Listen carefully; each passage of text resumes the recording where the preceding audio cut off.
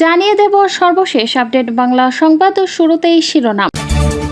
টাঙ্গাইল জেলা পুলিশের চলমান বিশেষ অভিযানে ২৪ ঘন্টার ৮ জনকে গ্রেফতার করা হয়েছে। গত মঙ্গলবার সকাল থেকে বুধবার ভোর পর্যন্ত জেলার ৭টি থানার বিভিন্ন এলাকায় অভিযান চালিয়ে তাদের গ্রেফতার করা হয়। গত বুধবার সকালে জেলা পুলিশ সুপার মোহাম্মদ শামসুল আলম সরকারকে দপ্তর থেকে গণমাধ্যমে পাঠানো প্রেস বিজ্ঞপ্তিতে বিষয়টি নিশ্চিত করা হয়েছে। আসামিরা হলেন নাসির হোসেন, রিফাত হোসেন মিয়া, ইস্পাহানী ডালি, মনিয়ার হোসেন, মিজানুর রহমান, সাদিকুল ইসলাম এবং মোসলেম।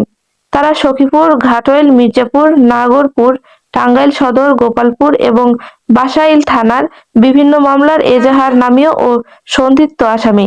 তাদেরকে আইনগত প্রক্রিয়া শেষে আদালতে পাঠানো হয়েছে। টাঙ্গাইলের পুলিশ সুপার মোহাম্মদ শামসুল আলম সরকার জানান, আসন্ন ত্রয়োদশ জাতীয় সংসদ ও গণভোটকে কেন্দ্র করে জেলার সার্বিক আইনশৃঙ্খলা পরিস্থিতি স্বাভাবিক রাখতে, অপরাধ নিয়ন্ত্রণ ও জনগণের নিরাপত্তা নিশ্চিত করতে জেলা পুলিশ তৎপর রয়েছে। জানিয়ে দেব সর্বশেষ আপডেট বাংলা সংবাদ ও শুরুতেই শিরোনাম।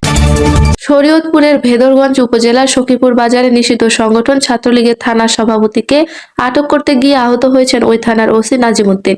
গত শনিবার বিকেলে সখীপুর বাজারে এ ঘটনা ঘটে।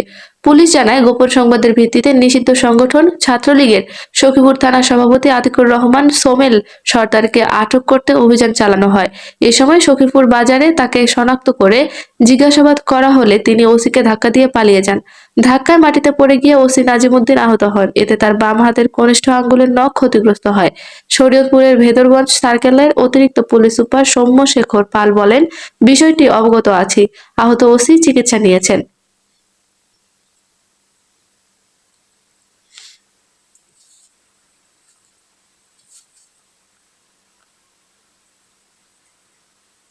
জানিয়ে দেব সর্বশেষ আপডেট বাংলা